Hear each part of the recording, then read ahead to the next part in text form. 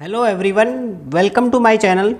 In this video we will discuss solution of exercise 1.1 of 11th maths NCERT and the topic name is sets. इससे पहले video में हमने introduction part पढ़ा था, सो आप इस वीडियो को देखने से पहले इंट्रोडक्शन पार्ट देखें और मेरे क्वेश्चन को राइट करने के बाद वीडियो को पॉज करें, खुद से ट्राई करें और उसके बाद सॉल्यूशन को देखें और मैच करें कि आपका करेक्ट है या आपका रॉन्ग है. This is the best method to study maths. ऐसा नहीं कि आप डायरेक्ट सॉल्यूशन कॉपी कर लें, उससे वीडियो का कोई यूज नहीं रह जाता है. आप पहले इंट्रोडक्शन पार्ट ज़रूर देखें जिसका लिंक आपको डिस्क्रिप्शन बॉक्स में मिल जाएगा. सो देखते हैं exercise 1.1. Your first question is which of the following are sets and justify your answer. आपको बताना है कि कौन से सेट्स हैं और आपको आंसर को जस्टिफाई भी करना है. तो फर्स्ट ऑफ ऑल आपको सेट्स की डेफिनेशन आपके माइंड में होनी चाहिए. Set is a well defined collection of elements, objects, letters, names, whatever it may be given in the question. Well defined means जिसकी definition person to person change ना हो, जो हर किसी के ओपिनियन में सेम हो. तो देखते हैं first part. Collection of all the months of a year beginning with letter J. आपको बताना है कि सभी मंथ्स जो लेटर जे से स्टार्ट होते हैं उनके कलेक्शन क्या होगा, वो सेट होगा या नहीं होगा. तो आप जे से देखेंगे तो आपके जे से स्टार्ट होंगे जनवरी, जुलाई और आपका होगा जून. इसके अलावा आप देखेंगे कि कोई भी मंथ जे से स्टार्ट नहीं होता है. सो ये वेल डिफाइंड कलेक्शन है बिकॉज मेरे अकॉर्डिंग भी यही 3 मंथ होंगे, आपके अकॉर्डिंग भी यही 3 मंथ होंगे और किसी थर्ड पर्सन या फोर्थ पर्सन के अकॉर्डिंग भी यही 3 मंथ ऐसे होंगे जो जे लेटर से स्टार्ट होते हैं. सो it is A well defined, hence it is a set. तो आप लिखेंगे कैसे, collection is well defined, collection is well defined, hence it is a set. Clear. इसी तरह से आपको हर किसी में लिखना है. देखते हैं सेकंड पार्ट. सेकंड पार्ट है collection of 10 most talented writers. 10 most talented writers of India. India के 10 मोस्ट टैलेंटेड राइटर्स का कलेक्शन आपको बताना है.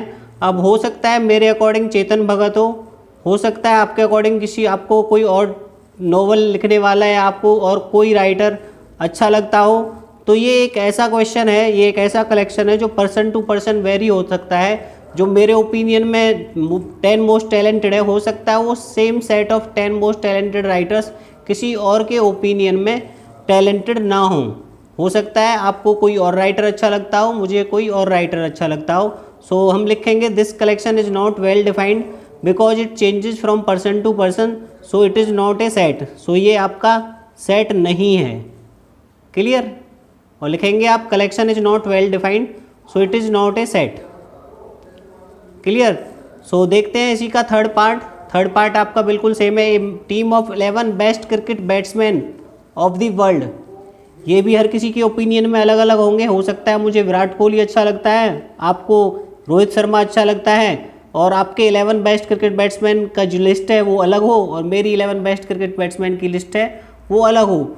सो हर किसी के ओपिनियन में 11 बेस्ट क्रिकेट बैट्समैन अलग अलग होंगे. So this is not a collection of well defined objects. तो this collection is not well defined. आप इस तरह से लिखेंगे this collection is not well defined, well defined, hence it is not a set. Hence it is not a set. Clear. इस तरह से आपको देखना है कि वो हर किसी के ओपिनियन में सेम होगा या नहीं. देखते हैं fourth. Collection of all boys in your class. अब आप देखिए आपकी जो भी क्लास है, सपोज आप 11th क्लास में पढ़ते हैं और आपकी क्लास में जो कलेक्शन ऑफ बॉयज़ होगा वो सेम होगा. जैसे सपोज आपकी क्लास में 10 बॉयज़ हैं तो मेरे अकॉर्डिंग भी 10 होंगे, आपके अकॉर्डिंग भी 10 होंगे और किसी थर्ड पर्सन के अकॉर्डिंग भी 10 होंगे. तो हर किसी के ओपिनियन में वो कलेक्शन वेल डिफाइंड होगा. That will not vary, that will not change from person to person. So this collection is well defined, so it is a set. आप लिखेंगे फर्स्ट की तरह ही. फिर है आपका last part. Collection of all natural numbers less than 100. 100 से less natural numbers. 100 से लेस नेचुरल नंबर्स होते हैं आपके 1, 2, 3 और ये आपके जाएंगे 99 तक. क्लियर है. ये 100 से लेस आपके नेचुरल नंबर्स हैं और ये सभी के ओपिनियन में यही होंगे. So this is a set. I hope यहाँ तक आपको क्लियर होगा। आपको केवल सेट की डेफिनेशन आपके माइंड में रखनी है। देखते हैं इसी का part 6, collection of novels written by Munshi Premchand. अब आप खुद से सोचिए, मुंशी प्रेमचंद ने जितनी भी नॉवेल्स लिखी होंगी उनका जो कलेक्शन होगा वो वेल डिफाइंड ही होगा, बिकॉज मेरे अकॉर्डिंग भी वो सेम होगा, आपके अकॉर्डिंग भी वो सेम होगा। उसने जो भी नॉवेल्स लिखी हैं वो सभी के ओपिनियन में सेम होंगी। So this collection is well defined, so this is a set. आप लिखेंगे collection of novels written by Munshi Premchand is well defined, so it represents a set. तो देखते हैं नेक्स्ट पार्ट। नेक्स्ट पार्ट आपका collection of all even integers. Even integers आप देखेंगे तो आपके होंगे +-2, +-4, +-6, +-8, और ये जो इवन इंटीजर्स का कलेक्शन है वो सभी के ओपिनियन में सेम रहेगा। So this is a well defined collection of even integers, so it is a set. देखते हैं next part, collection of questions in this chapter. So collection of questions in this chapter. So इस chapter आपके जो sets chapter है first, इसमें जितने भी questions का कलेक्शन है वो सभी के अकॉर्डिंग सेम होगा। That will not change from person to person. हर स्टूडेंट के लिए वो कलेक्शन ऑफ क्वेश्चन सेम है। सपोज आपके 200 क्वेश्चंस हैं तो वो सभी के लिए 200 स्पेसिफिक क्वेश्चंस ही होंगे। सो collection of questions is well defined, so it is a set. तो ये आपका सेट होगा। देखते हैं इसी का last part, A collection of most dangerous animals of the world. अब देखिए, मोस्ट डेंजरस एनिमल्स की कोई प्रॉपर डेफिनेशन नहीं है। हो सकता है किसी को कॉकरोच से भी डर लगता है और हो सकता है किसी को टाइगर से भी डर ना लगता हो। So this is not well defined collection because it changes from person to person. हर किसी पर्सन के अकॉर्डिंग मोस्ट डेंजरस एनिमल्स अलग अलग हो सकते हैं। सो it is not a well defined collection, so it's not a well defined collection, so it is not a set. आपको लिखना ऐसे ही जैसे मैंने फर्स्ट सेकंड पार्ट में बताया था, it's not a well defined collection, so it does not represent a set, so it's not a set. Clear?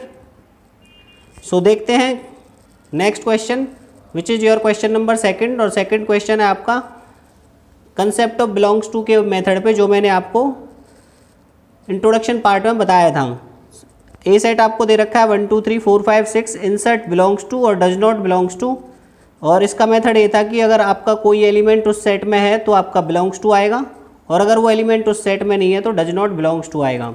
तो simple सा क्वेश्चन है। 5 आप देखेंगे कि ए सेट में है तो यहाँ पे आएगा बिलोंग्स टू। 8 देखिए, 8 इस सेट में नहीं है तो ये आएगा डज नॉट बिलोंग्स टू। 0 इस सेट में नहीं है तो डज नॉट बिलोंग्स टू। 4 आप देखेंगे कि इस सेट का एलिमेंट है तो बिलोंग्स टू। 2 देखेंगे आप, 2 भी इस सेट का एलिमेंट्स है तो बिलोंग्स टू। 10 देखेंगे आप, 10 इस सेट के अंदर नहीं है तो 10 does not belongs to. Simple सा मेथड है, जो है दैट इज बिलोंग्स टू, जो नहीं है वो डज नॉट बिलोंग्स टू का साइन आपको पुट करना है। So question number 3 is right following sets in roster form. आपको सेट बिल्डर फॉर्म दे रखी है क्वेश्चन में और आपको उसकी रोस्टर फॉर्म बतानी है।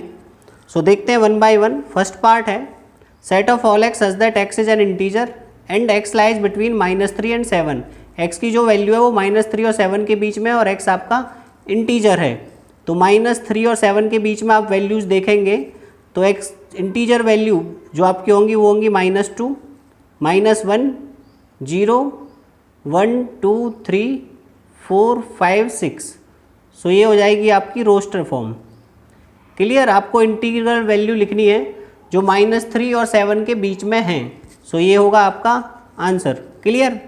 देखते हैं next part, set of all x such that x is a natural number less than 6। X natural number है और 6 से लेस है तो आप इसकी रोस्टर फॉर्म लिखेंगे। रोस्टर फॉर्म मतलब टेबुलर फॉर्म होती है, तो इसमें आप एलिमेंट्स लिख देंगे 1 2 3 4 5, क्योंकि 6 से लेस नेचुरल नंबर्स आपके यही होते हैं। आते हैं थर्ड पार्ट पे, set of all x such that x is a 2 digit number. X 2 digit number है such that sum of digits is 8। Sum of digits जो है 8 है, तो आपको वो नंबर्स लिखने हैं जो 2 डिजिट के नंबर्स हों और सम ऑफ डिजिट्स 8 हो। सो सम ऑफ डिजिट्स आपका 8 होना चाहिए और 2 डिजिट नंबर्स होने चाहिए। तो रोस्टर फॉर्म आप इसकी लिखोगे तो फर्स्ट नंबर होगा आपका 1 7। आप देखेंगे कि ये 2 डिजिट नेचुरल नंबर है और दोनों का सम 8 है। और उसके बाद इसका रिवर्स आप लिख सकते हैं 7 1। फिर आपका होगा 2 6। 2 6 का रिवर्स आप लिख सकते हैं 6 2। फिर होगा आपका 3 5 और उसका रिवर्स 5 3, और उसके बाद आप लिख सकते हैं 8 0 0 8 आप लिख नहीं सकते, सम तो 8 है बट ये 2 डिजिट नंबर नहीं है, ये 1 डिजिट नंबर है, बिकॉज आगे आप कितनी भी जीरो लगा सकते हैं बट ये 1 डिजिट नंबर ही रहेगा। तो आपके यही नंबर्स होंगे। क्लियर। एक नंबर और रह गया, सॉरी 4 4, आप 4 4 भी लिख सकते हैं, क्योंकि 4 4 का सम क्या होगा आपका 8 होगा, इसका रिवर्स भी 4 4 होगा, तो ये सिंगल टाइम ही लिखा जाएगा। तो यही होंगे आपके नंबर 17 26 35 44 और उनके रिवर्स और लास्ट में 80। क्लियर। सो देखते हैं नेक्स्ट पार्ट, फोर्थ पार्ट है आपका set of all x such that x is A prime number. Ex prime number है। अब आपको प्राइम नंबर पता होना चाहिए कि प्राइम नंबर क्या होता है। प्राइम नंबर होता है जिसके केवल 2 फैक्टर्स होते हैं। Prime number which have only 2 factors, one is number itself and second is the 1। तो जैसे फर्स्ट प्राइम नंबर होता है आपका 2, सेकंड प्राइम नंबर 3। तो नंबर्स जिनके केवल 2 फैक्टर्स होते हैं और जो किसी और नंबर से डिवाइड नहीं होते। सो set of all x such that x is A prime number and which is divisor of 60। Divisor of 60 means वो प्राइम नंबर भी होना चाहिए और वो 60 का डिवाइजर भी होना चाहिए, मीन्स वो 60 को कम्प्लीटली डिवाइड भी करना चाहिए। तो इसकी रोस्टर या टेबुलर फॉर्म होगी। तो डी आप लिखेंगे, फर्स्ट नंबर होगा आपका 2, 2 से डिवाइड हो जाता है प्राइम भी है। 3 होगा, 3 से डिवाइड हो जाता है प्राइम भी है। उसके बाद होगा आपका 5, 5 से डिवाइड हो जाता है प्राइम भी है। उसके बाद नंबर आएगा आपका 10 से भी ये डिवाइड होता है, 6 से भी डिवाइड होता है, 15 से भी डिवाइड होता है, but they are not prime number. वो प्राइम नंबर आपके नहीं होंगे। तो ये 3 ही होंगे आपके प्राइम नंबर जो इसको 60 को कम्प्लीटली डिवाइड करते हैं। सो देखते हैं next part, set of all letters in the word trigonometry. Trigonometry में जो लेटर्स हैं उनके सेट बताना है आपको। तो इसकी रोस्टर फॉर्म बहुत ही सिंपल है।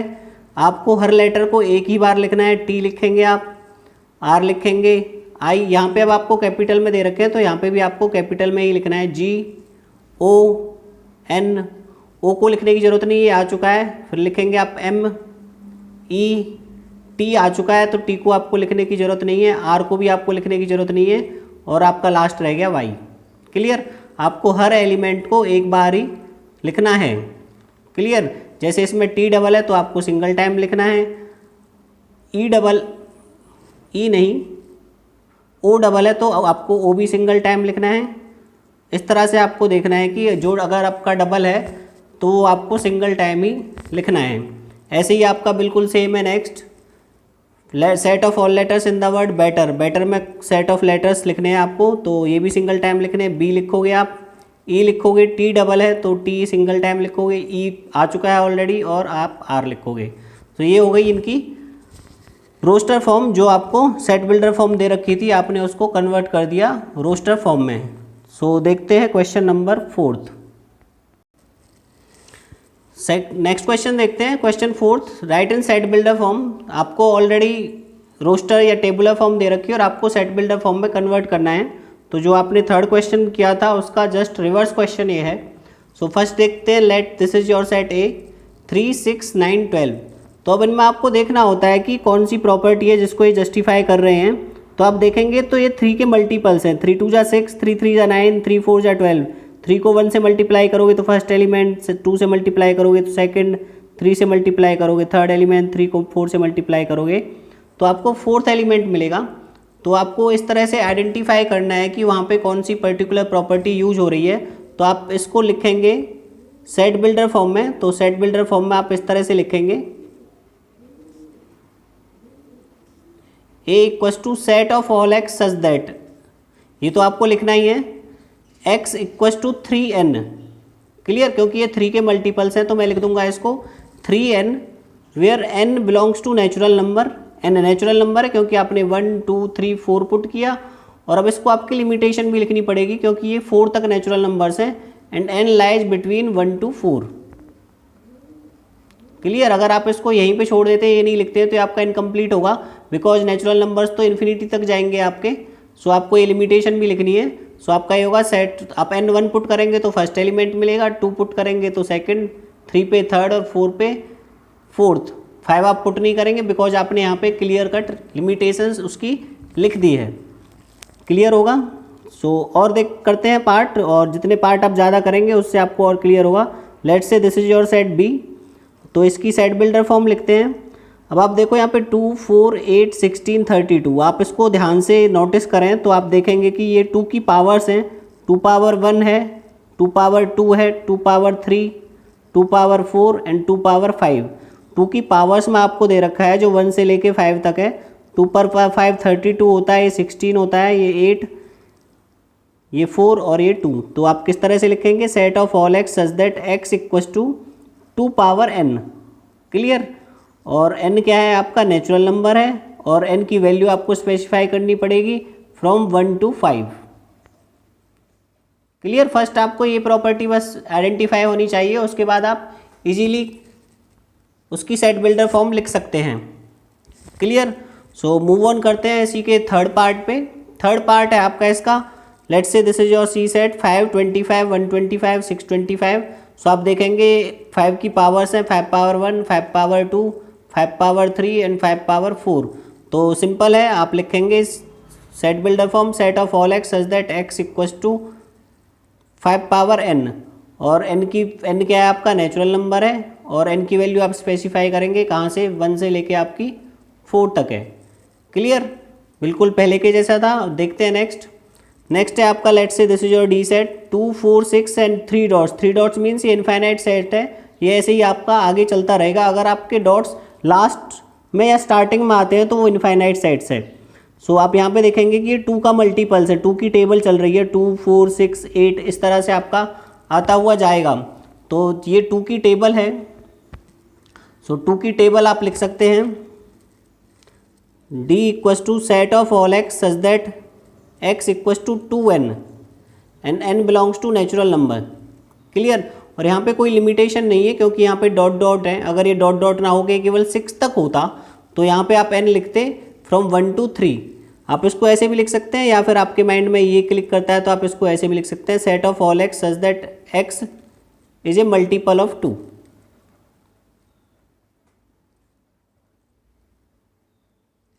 क्लियर। सो आपके जो भी माइंड में क्लिक करे आप लिख सकते हैं, दोनों करेक्ट हैं। आते हैं इसी के फिफ्थ पार्ट पे।